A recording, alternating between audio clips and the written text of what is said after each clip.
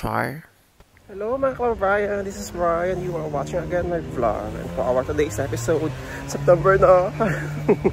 Ayan, first day of September. And sorry na super late upload talaga ako kasi sobrang busy. Nitong last week ng August, grabe, paka-busy. Tapos naulan pa. Kaya ang hirap, sobrang daming tao. So ayun guys, ay September 1. Finally, Easter month na. Malapit na matapos ang summer. And medyo iba na yung temperature dito. Maano na siya. Hindi na siya katulad nung nasa 30s. Nasa mga 25, 28 na yung temperature dito ngayon. Mahangin-hangin. Hopefully magtuloy-tuloy na siya. Nung bawasan na yung mga turista dito. Yan yung buhok ko, gulo-gulo. So samahan niyo ulit ako. Ito, daily routine sa trabaho ko. Then let's see if ano yung magiging ganap ngayon. Hopefully talaga since Friday. So nag-expect pa siguro ako ng maraming tao. Lalo na pag Friday kasi maraming tao. Pero let's see. But for today, samahan niyo lang ako sa aking magiging araw bilang first day of September dito sa Croatia. Tingnan natin kung ano yung mangyayari. Ay, nakakapagod. Pero nakaka-proud kasi at least may iraos mo ulit yung peak. Actually, tapos na. Assuming, meron pang September. Ayan. Tara.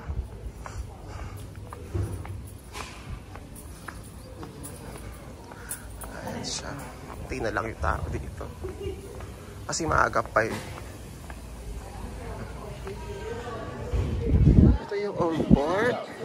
May mga tao pa. Di ba mauubos yung mga tao dito? Ayan. Diba? Actually kasi, September and October tuloy.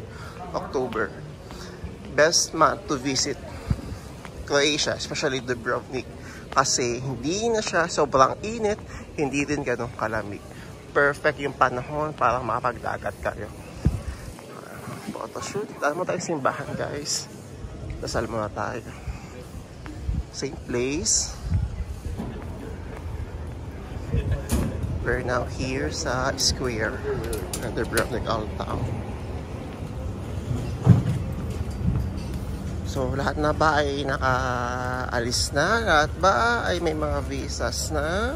So yung ating mga kabayan dyan, kamusta po ang inyong application? Comment down below. Okay? Magkamustahan tayo dito. And also, syempre, hindi ko malilimutan ang ating giveaway sa GCash. So, you will see on the screen ang ating mapapalad na mabibigyan natin ito 100,000 pesos worth of GCash. So, I will post also sa aking channel. And remind me your GCash number also. You can send me on my Instagram, guys, ha? Sana kayo walk up siya in. Ayan, we're here na sa ating store. May sugat ako dito. And guys, Diyos ko, nahulog yung heater namin kahapon dito. Buti talaga, walang tao. Grabe, ang bigat-bigat pa naman nun. Diyan siya, tapos bumagsak siya dito. Bati ba ito? Bumagsak siya dito. Tapos dito sa sahig, basag-basag. So, ay, nakakaba. Ito yung store natin, guys. Pero, mag-prepare muna ako ng rooftop. Mag-prepare muna ako ng rooftop, guys. Kasi, part of the job. Ayos lang naman po. Ano? Init dito.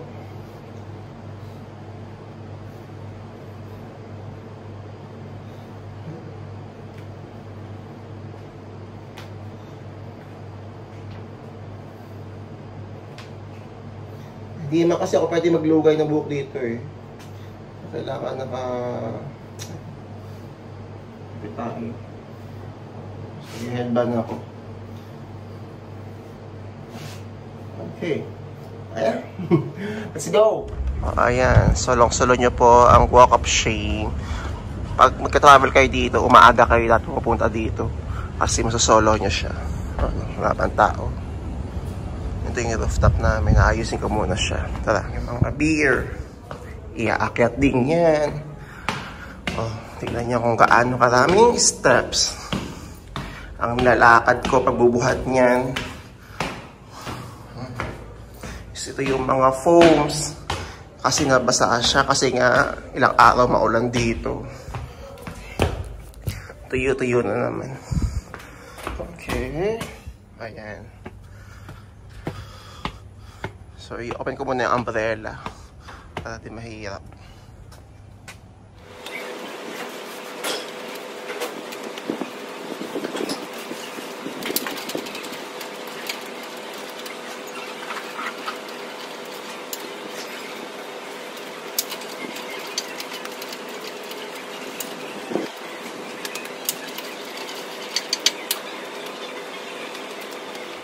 So, okay na yung umbrella natin, guys. Ayan. Next naman natin ay itong mga foams ng mga upuan. Lagay natin yan.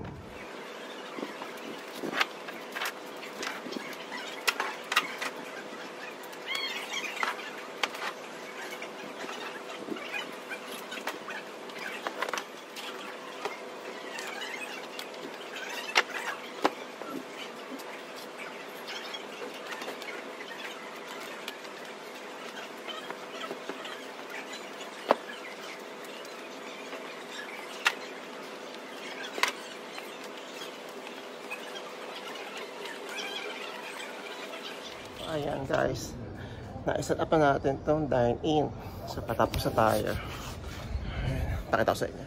Ayan. Yung iba may pagkabasa-basa pa ng konti kasi nabasa-basa ito ng ulan. Pero paliwali, char. And then, pinaka-famous syempre sa store na to ay ang kanilang basket. Follow the Instagram guys of Shame Basket, ha? Ayan. Ganito. Ganito po mag-serve ng pagkain dito. We will drop this basket using this alley. Puli pala. Ayan.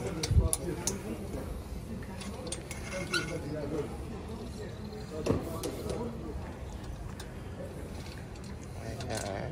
Basket na. Isa pa. Dito nakalagay yung mga utensils, mga baso. Kasi nga, isa lang ang waiter dito. Johnny, pusa.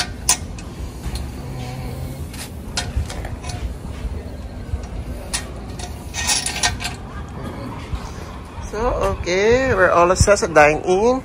Next natin ay kitchen. Okay. Stand ko. Binalik ko to ha. Sabi niya, inom ko. Binalik ko po yan. Charot. Ayan. Next na natin guys ay ang kusina.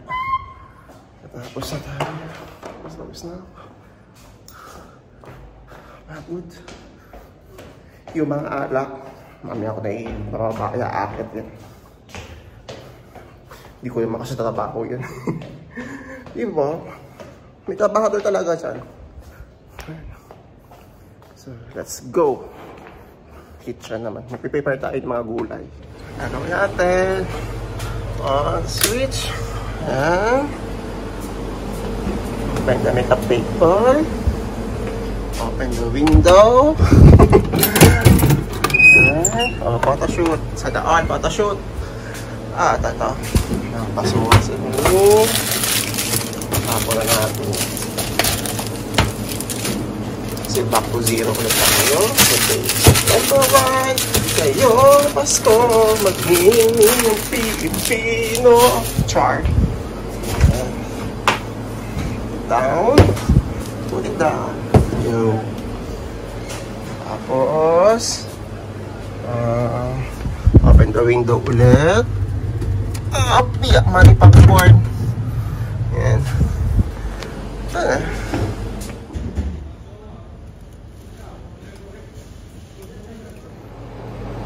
Next natin guys, itong minibar nila, set up natin. Ayusin natin. Tapos yung pinto, gigibain ko. Char.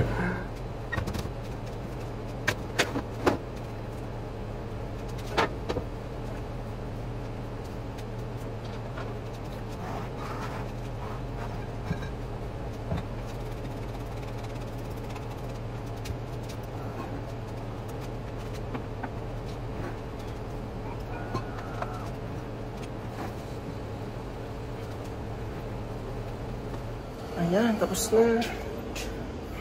Init. Magkakape muna ako.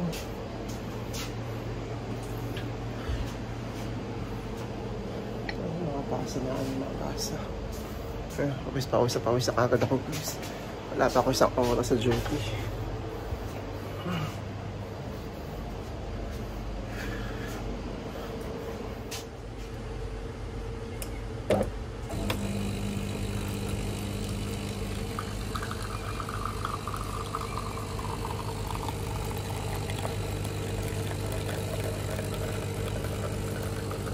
Grabe tayo. Pawis tayo. Init. So, ang next naman natin ay magmamap tayo ng sahig. Now, you know, sa mga kabayan po sa Dubrovnik, sa mga nag-i-invite sa akin, galagala, alam niyo na bakit di ako nakakasama. Pagod. Tapos, double shift yung duty ko dito. Pasok ako ng 10 to 3, uwi ako ng 3, balik ako ng 5 hanggang 8. So yung 8 PM na yun, nakahiga na ako doon. Pahinga. Nakakapagod talaga. Konti na lang. Konting tiis na lang. Ciao! So, nakapag-map na tayo. Nakapag-ayos na ulit tayo. Map na tayo. Pahinga lang ako ng konti. Ang next kong gagawin guys ay make-up table.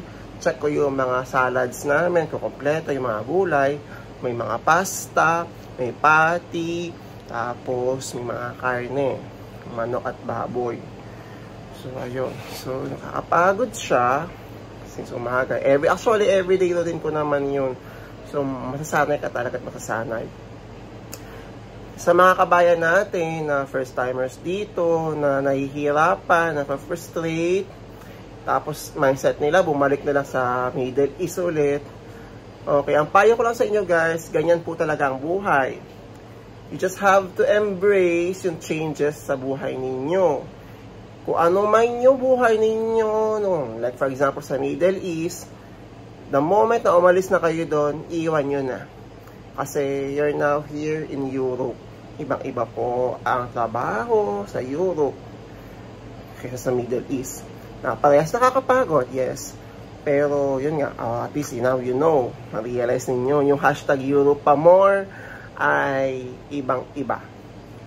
Masasanay ka na lang talaga, and yun nga, you just have to embrace the changes in your life, and magpatuloy ka lang, kasi sooner or later, masasanay ka rin.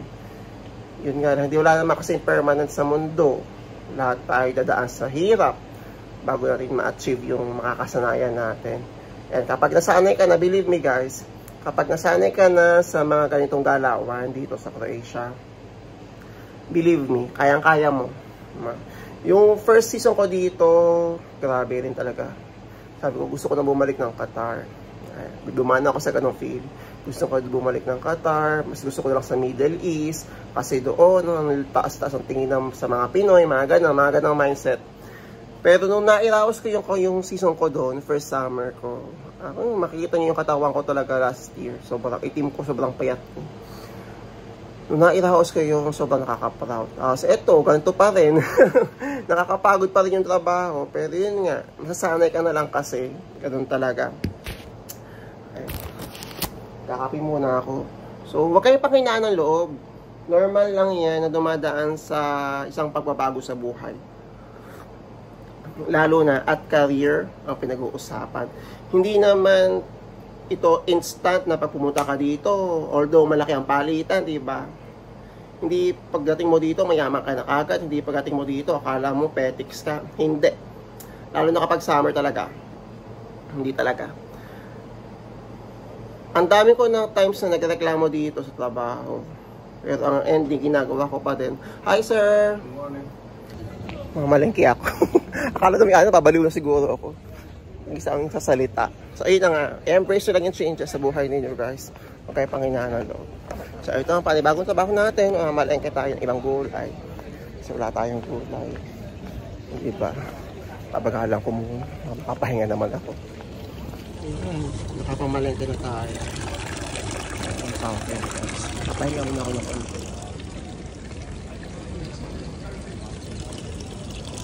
Patay muna ako ng konti. Maya-maya ako babalik. So, if nag-wonder kayo sa mga kabayan ha, ito po yung pinuntahan ko. Selfie and Memories Museum Dubrovnik. Diyan ako nag-photoshoot. 9 euros lang ang bayad. Mura lang. Kailangan mo lang talaga ng kasama na magaling na photographer. So, yun lang guys. That's our morning routine. Trabaho dito sa Croatia, September. Hopefully, di na gaano ka-busy talaga this month. Kasi pagod na talaga. Nakakaiyamot na minsan yung mga katrabaho. Yung trabaho. Wala naman akong choice kung ditapusin yung contract. Pero yun nga, diba, maganda doon, naiiraos natin yung everyday nakakabuisit na araw. Tsaga-tsaga lang talaga. Tapos i-enjoy nyo lang yung trabaho kasama yung mga ibang katrabaho ninyo. Kasi talo kayo kapag nagpatalo kayo sa stress talaga. Talo tayo doon. Enjoy lang, kaliwali sa lahat ng mga kaganapan sa trabaho. Yung mga stress sa trabaho, iwan mo lang sa trabaho. Huwag mo dali sa bahay, huwag mo dali sa personal life mo. Kasi talagang mabuburyo ka, may iyamot ka talaga ng bonggang-bongga. So yun lang. Again, if you have any more suggestions, gusto nyo ba i-content ko, just comment down below nyo lang. And if you have any more questions, just PM me. So thank you guys for watching, and I will see you on my next vlog. Ciao!